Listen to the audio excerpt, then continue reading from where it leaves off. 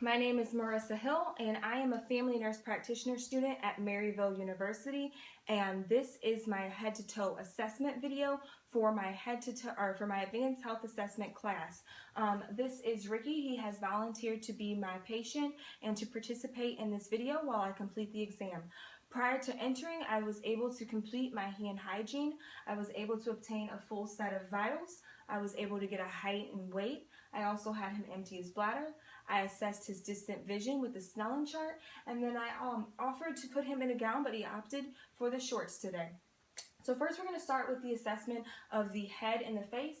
We're going to start with the inspection, noting that the skin is dry, it's intact, and that the eyes are symmetrical, the nose is midline along with those lips, and that the ears sit symmetrically on each side of the skull. We're also noting that those eyebrows are symmetrical as well. We're noting the shape of the skull and that it's nice and round, normal cephalic, and now we can go ahead and just move on to that palpation of the skull. All right, so we are palpating and we are looking for any bumps or lumps or masses, making sure the scalp is freely movable. We're noting the texture of the hair and the distribution of the hair, making sure that it's evenly distributed throughout. There are no areas of alopecia. Okay, and so now we're going to go ahead and move on to palpating those facial bones, making sure there's no tenderness, no nodules or masses that we can feel. All right, so I'm just going to palpate those facial bones. Okay, and I'm not feeling anything abnormal, so I'm going to go ahead and palpate those sinuses, noting any fluid or pressure, which could be abnormal findings. We got the frontal and then the maxillary as well. Okay, so I'm going to go ahead and come down and palpate that temporal mandibular joint, and I'm going to be noting any crackling or popping as he opens his mouth and then moves his jaw side to side. So I'm going to have you open your mouth. All right, close, and move it side to side. All right, and I didn't notice any clicking or popping or anything of that nature. So I'm going to go ahead and assess cranial nerve number 7 by having him move through those 6 movements of his face. So I'm going to have you close your eyes real tight, wrinkle your forehead up, and then clench your teeth, smile, stick out your tongue, puff out your cheeks. Okay, so that was cranial nerve number 7, and so I'm going to move on by assessing cranial nerve number 5, and this is testing that light sensation. So I'm going to take this, the end of this Q-tip, I'm going to touch on each side of his forehead, each cheek, and both sides of his chin. Make sure that he can feel it evenly on each side and that he is aware of where I am touching. Here, here, here, here, here, and here. Okay, so that was cranial nerve number 5, and so we note that that cranial nerve is intact. So now that we've ended the assessment of the head and the face, we're going to go ahead and move on to the eyes. We are noting that they are symmetrical, and we're noting the color of the sclera and the eye color, and I'm going to go ahead and take my, I'm going to palpate first. I'm going to palpate that lacrimal apparatus, make sure there's no tenderness, no drainage, and then we'll assess with the pen light to go ahead and look at that conjunctiva. All right, so I'm going to palpate, no tenderness, no drainage. Okay, so I'm going to go ahead and pull down and take a look at that conjunctiva. Make sure that it's nice and moist and it's pink and there's no abnormal drainage. I'm going to note the color of the sclera and make sure that it's nice and white.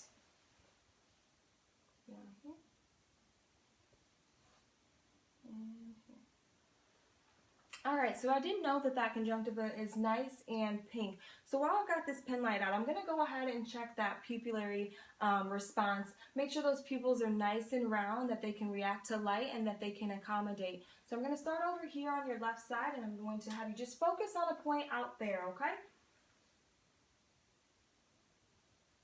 Okay. Okay, so now that we've tested that pupillary response, I'm going to go ahead and test the cover-uncover test, have him continue to focus on that point, cover one eye while I assess the movement of the opposite eye, and then I'll have him alternate. So I'm going to have you cover your right eye. Okay, and cover your left eye. Okay, so I didn't notice any moving or jerking with that. So now I'm going to go through the vision gaze and make sure that he can follow the object, which is the pen light. I'm gonna move it around and make sure that his head and neck stay aligned as I'm assessing this, and there's no jerking movements or anything like that with his eyes. Okay, so I'm gonna start here, and here, and here, and here, and here. Okay, and so I did not notice any excessive movements of his eyes, any jerking or anything that would indicate like a strabismus. So I'm going to go ahead and test his peripheral vision fields by pulling my hands in and seeing when he can visualize them. Okay, so. Yeah. Okay. Yeah. Okay, and seem to be pretty even on each side. So we know that his peripheral vision is good and within normal limits. That's assessing cranial nerve number 2, 3, 4, and 6. Okay, so now that we are done with the assessment of the eyes, we're going to go ahead and move on to the assessment of the ears. So as I said before, I'm going to have you straighten your head. As I said before, those ears are nice and symmetrical on each side and where that they sit on the skull. So we're doing that general inspection. Again, we're noting the color of the skin there. So we're going to move on to palpating that auricle and the earlobes. Make sure it's freely movable. There's no bumps or lumps or nodules, no tenderness, no pain. Okay.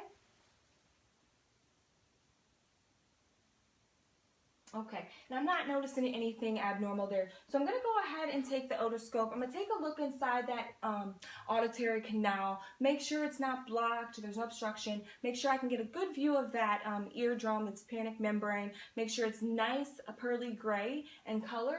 So I'm going to start over here. I'm going to pull that ear. Okay.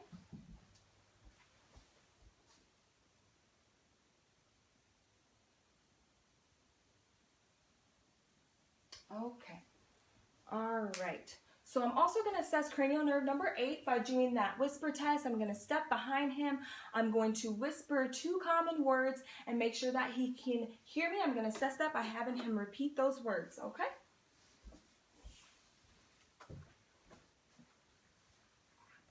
Apple. Orange. So now I'm going to do that Weber and that Rhine test. We're going to use that tuning fork. I'm going to hit the tuning fork, put it on the top of his head, make sure that he can hear those vibrations equally in each ear.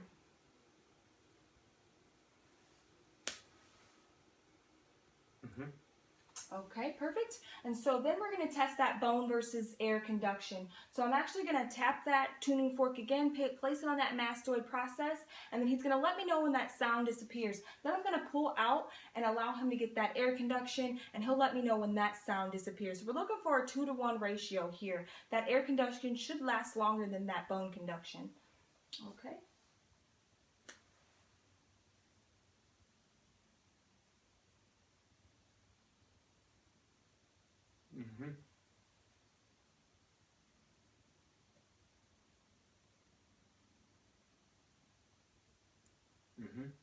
All right, so we did notice about a 2-to-1 ratio there. So we can go ahead and consider that a normal finding. So now that we've completed the assessment of the ears, we can go ahead and move on to the nose. We're going to note the position on the face, that it's midline. We're going to also note the skin, as we always do. I'm going to take a pen light. We're actually going to assess inside that nose, make sure there's no obstruction or anything like that. Make sure that septum is not deviated and that it's nice and midline. Okay, I'm just going to take a look up here and here. Okay, and everything looks normal there. So what we're going to do is go ahead and assess cranial nerve number 1 by having him occlude one side of his nostril, breathe through the opposite side, make sure there's no obstruction, that it's nice and patent. And then we're going to do the opposite side and breathe through and make sure that side is nice and patent. So can you obstruct one side? Breathe through. Okay, and switch. All right, and also it is important to note that with cranial nerve number 1, you could also get something that has a scent, like a soap, and have them place it just below their nose, have them close their eyes, and see if they can identify that scent. So that's cranial nerve number 1. So now we're going to go ahead and do the assessment of the mouth. I'm noting that it is midline on that skull, that his lips are nice and pink, they're not blue or gray, no signs of cyanosis. So I'm going to go ahead and have him open his mouth. I'm going to do an internal assessment of the mouth, noting the color of the teeth, that no teeth are missing, no cavities or anything like that. I'm also going to be looking for the color of that mucous membrane, making sure it's nice and they're nice and pink, the color of that of his tongue. I'm also going to be looking at that uvula back there, making sure I'm assessing for the hard and soft palate, that posterior pharynx, looking at those tonsils, making sure they're not enlarged or obstructing his airway. Okay, so I'm just going to have you open your mouth. And I'm looking at those teeth, and they are all intact. His mouth is nice and pink and moist. I'm looking at the tongue. I'm going to have him actually say ah. I see that hard and soft palate. I'm going to have him say ah, stick out his tongue, and I'm going to use that tongue depressor to test that gag reflex. And make sure that I see that uvula rising with the soft palate as he says ah. That's also the assessment for cranial nerve number 12. Okay, so I'm going to have you open up and say ah, stick your tongue out. All right, perfect. So that uvula does rise and fall with that soft palate. So that would be considered a normal finding. So now that we've completed the assessment of the mouth, we're going to move on to the assessment of the neck. So I'm going to start again with that general inspection, making sure that neck is nice and midline and that it's symmetric. I'm noting any jugular vein distension. I'm going to go ahead and have him run through some range of motions to make sure there's no pain or anything with that. So I'm going to have you tilt your head that way, back toward me, and forward, and back. All right, so he was able to complete all of those ranges of motion. So now I'm going to make sure that I go ahead and palpate. And while I'm palpating, I'm noting that the neck is nice and supple. I'm going to assess those carotid arteries, make sure I can feel those pulsations. I'm going to check that trachea. I'm going to check that thyroid. And while I'm there, I'm going to go ahead and auscultate that thyroid and those carotid pulses.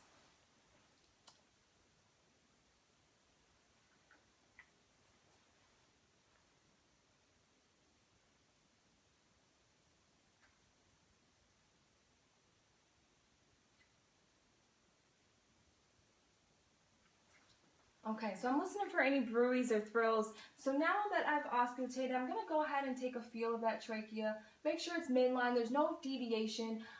If you see a deviation, that could be an indication that there's some kind of abnormality in the thoracic pressure. So we want to keep that in mind as well. I'm going to go ahead and palpate, and I'm feeling for that thyroid as well. And I already auscultated that. Okay, and everything is okay. So I'm going to have him swallow, make sure it rises and falls. He actually did just swallow, I've seen it. So it rises, make sure it rises and falls, and that it still stays in midline. So I'm going to have you go ahead and swallow again. All right, perfect. So everything stays nice and in the middle and stays midline. So I'm also going to go ahead and palpate those lymph nodes. And I forgot to note, by having him swallow, that is assessing cranial nerve number 9, 10, and 11. So we've completed those cranial nerves. And so I'm going to go ahead and move on to assessing the lymph nodes. We're going to palpate those. What we're looking for is to make sure that they're freely movable, they're not hard, they're not rubbery. If you get a finding such as some hard and large lymph nodes, that could be a sign of malignancy and would warrant further assessment. So I'm going to start here at the preauricular lymph nodes. And we're going to go to those postauricular lymph nodes. And then we're going to go back down to the occipital. Okay, and then we're going to go over here to the tonsillar, and the submandibular, and the submental, and then down into the cervical, actually the anterior cervical, posterior cervical, and we're going to go down to the supraclavicular, and the intraclavicular, sorry. And then we're also going to come down to those axillary lymph nodes as well. Okay, and And I'm noting that they are nice and freely movable. He doesn't seem to have any pain or tenderness with that. So now that we've completed the assessment of the neck, I'm going to go ahead and have him hop down, and we're going to go ahead and assess the posterior side and his back. So I'm going to have you come down and sit down in this chair.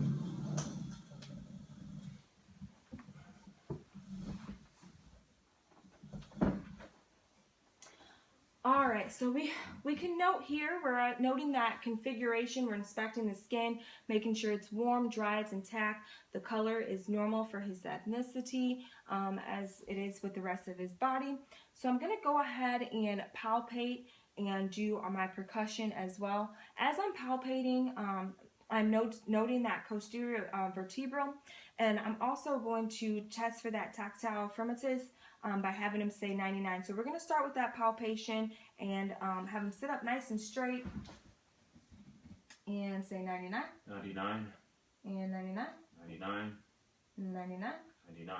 Okay, so you're just noting the vibrations there. So I'm going to go ahead and percuss in a symmetrical manner as I go through those lung fields, okay?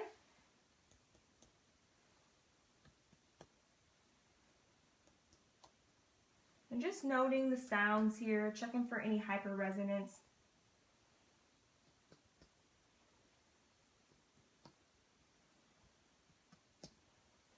Okay, and I didn't notice any abnormalities there. So what I'm going to do is go ahead and auscultate those posterior lung sounds since I have him facing this direction. Okay, and I'm going to make sure that those lung sounds are nice and clear bilaterally. There are no courses, it's not coarse, there's no wheezes, there's no rails, no rhonchi, or anything of that nature.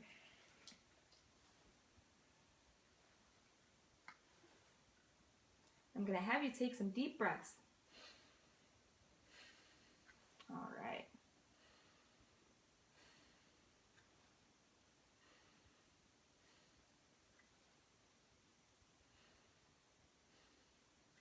Get down into those bases.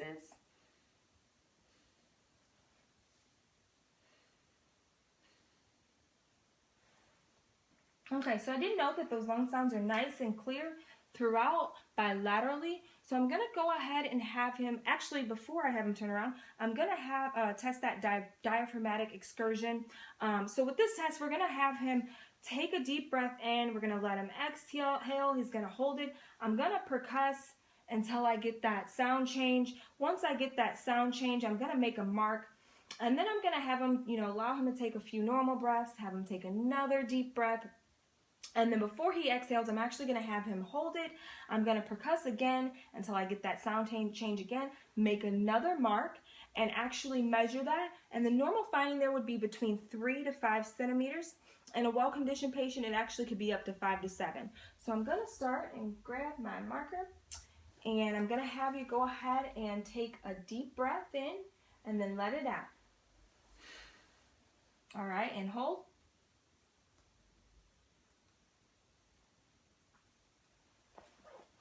Okay.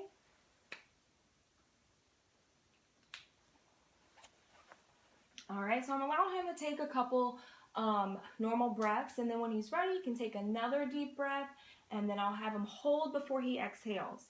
So whenever you're ready, just take a deep breath for me. All right, and hold.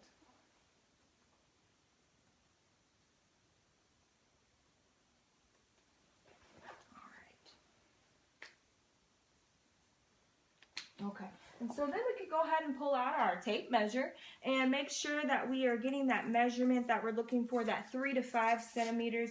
So I'm going to go ahead and measure that here. And it looks like it's probably about 4 to 5 centimeters. So that would be considered a normal finding. So I'm going to go ahead and allow him to turn around and face you so that I can do the interior side of his chest, do his lungs, and also assess those heart sounds as well.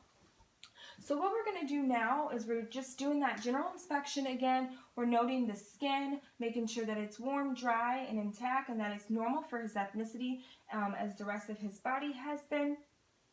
We're also noting the expansion, that rise and fall of his chest, that there's no axillary muscle use there. He's not really working to breathe, okay? So then what we're going to do is we're going to go ahead and do that palpation again for that tactile fremitus. I'm going to have him say 99. We're going to assess it the same way we did on that posterior side, okay?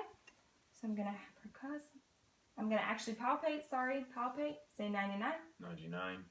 99. 99. 99. 99. Okay. Now I didn't notice anything unusual there. You're checking for those vibrations there. Okay, so now that we've done that, I'm going to go ahead and percuss symmetrically as I did on the posterior side. And just noting the sound, any hyperresonance or dullness. Okay. All right, so I didn't notice anything unusual there as well. So what we're going to do now is go ahead and listen to those lung sounds.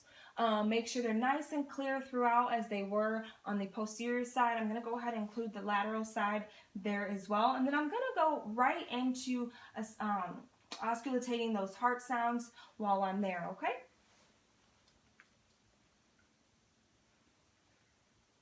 So for this part, I want you to take some deep breaths, okay? All right, deep breath for me. All right.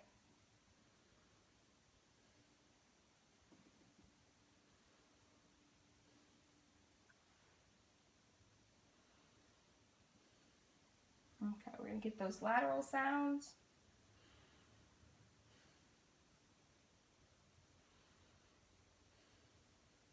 Okay.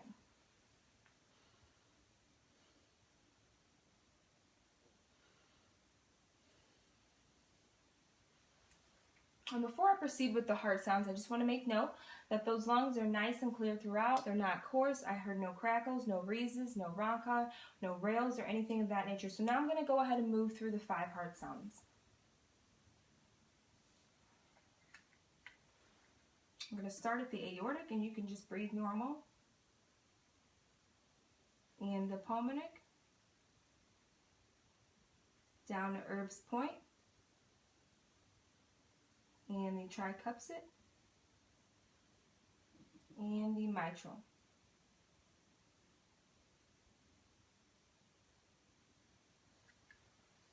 And what we're noting there is that we are getting that lub-dub, that normal S1, S2 sound. And I did note that in each area that I was able to auscultate. So what I'm going to do now that we finish the chest and the lung and the heart, I'm going to go ahead and have him get up on the table so that I can go ahead and assess his abdomen, do some palpation and percussion of that liver, that spleen, and assess those kidneys as well.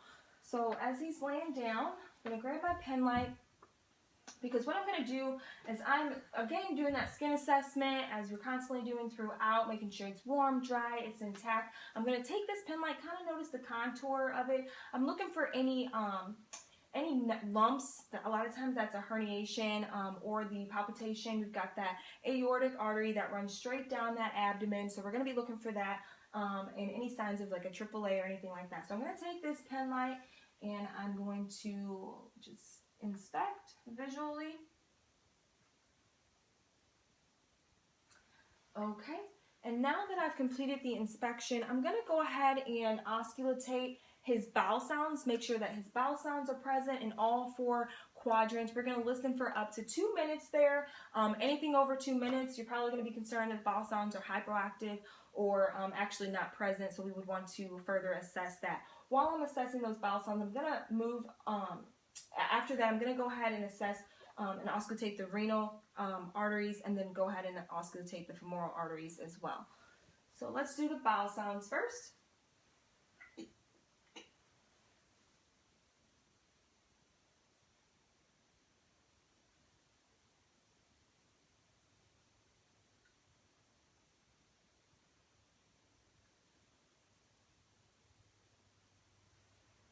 Okay, and I did note normal bowel sounds, and you can pretty much almost hear those immediately. So I'm going to go ahead and follow through with that auscultation of the renal arteries bilaterally and the femoral arteries bilaterally. I'm going to be using the bell of my stethoscope. Listen for any bruise or thrills.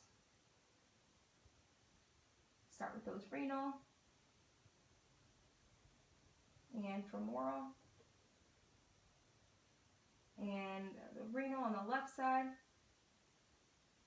and that femoral on the left side.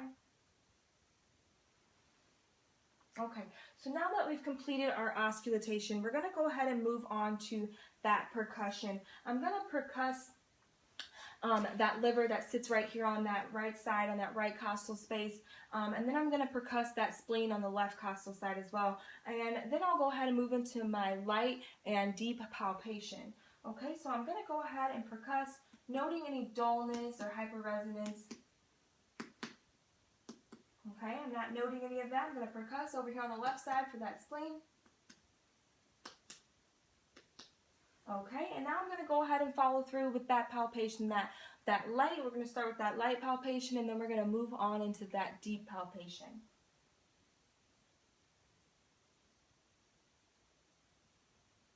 And honestly, the normal finding here, a lot of times you're not going to really feel very much, but you're going to take note for any like masses or tenderness with that. He doesn't seem to be having any pain. I'm not noticing any masses.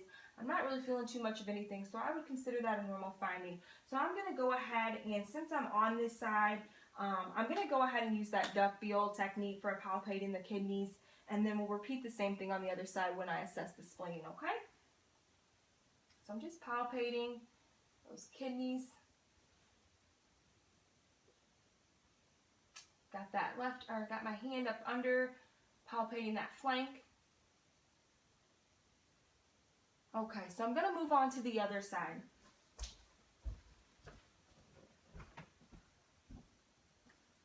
All right, so I'm going to start with that light palpation over here on the left costal area for that spleen. I'm going to do some deeper palpation, making sure I don't know any masses, pain, no tenderness. Okay, so I'm going to go ahead and use that duckbill method again to palpate that left kidney. Got that hand up underneath, under the flank. And I'm not noticing too much of anything. Again, looking for any masses. Okay, all right.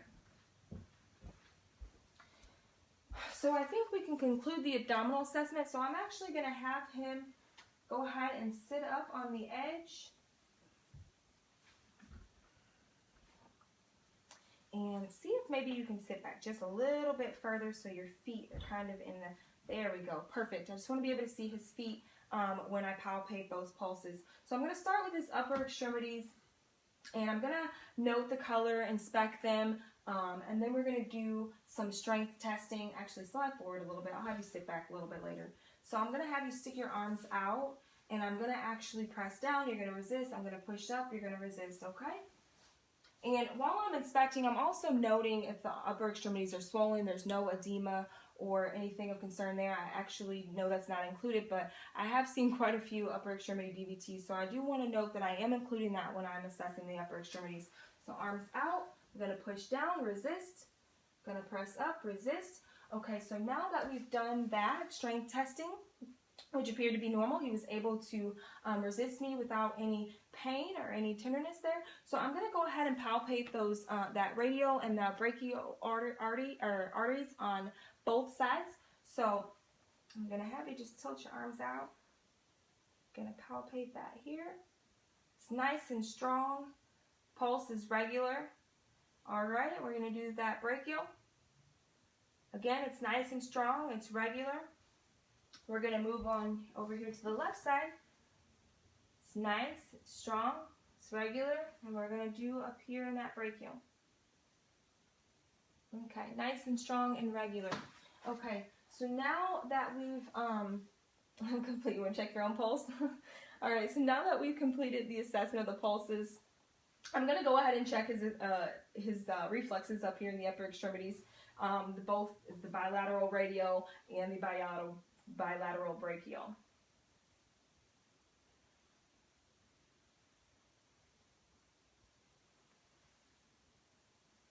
Okay, so now that we've completed the assessment of the upper extremity, we're going to go ahead and move down to the lower extremities. So this is the part where I'm actually going to have you sit back so I can just note your feet when I palpate those pulses. So I'm looking at his legs, looking at the skin, making sure it's warm, dry, it's intact. There's no edema or swelling. The hair distribution on each leg seems to be fairly symmetrical. So now I'm going to go ahead and just palpate those pedal pulses, and they're nice and strong and bounding, and then we're going to do that posterior tibial. Okay, and that's nice and bounding. So I'm going to, or nice and strong, not bounding, nice and strong. And I'm going to do it on this side. The pedal, posterior tibial. Okay, so I'm going to have you go ahead and move forward. I'm going to do the strength test in his legs as well. Okay, so what I'm going to do is I'm going to push down, you're going to resist. All right, I'm going to pull forward, you're going to resist. Okay, I seem to be able to do that without any pain or tenderness. So now I'm going to go ahead and assess those reflexes in each leg. So we're going to start over here on the left leg, or the left popliteal, and the right popliteal. Okay, and to conclude the assessment, we're going to go ahead and move through that. Actually, you know what? I did notice that when I was checking his upper extremities, I did not note the color of his fingernails. We would also be checking to make sure that cap refill is less than 3 seconds. The fingernails are nice and pink. So I'm going to go ahead and go follow through to the next step, the musculoskeletal. Have him step up, go ahead and get down. And I'm going to be looking at that spinal assessment. I'm checking that cervical and lumbar spine, even though we kind of assess that when we do the neck. So I'm going to have him move forward. Go ahead and bend over like you're going to touch your toes. And I'm looking at that, making sure it's nice and midline. There's no deviation, no signs of scoliosis or kyphosis or lordosis. Okay, so you can go ahead and stand up. All right, and that completes the assessment.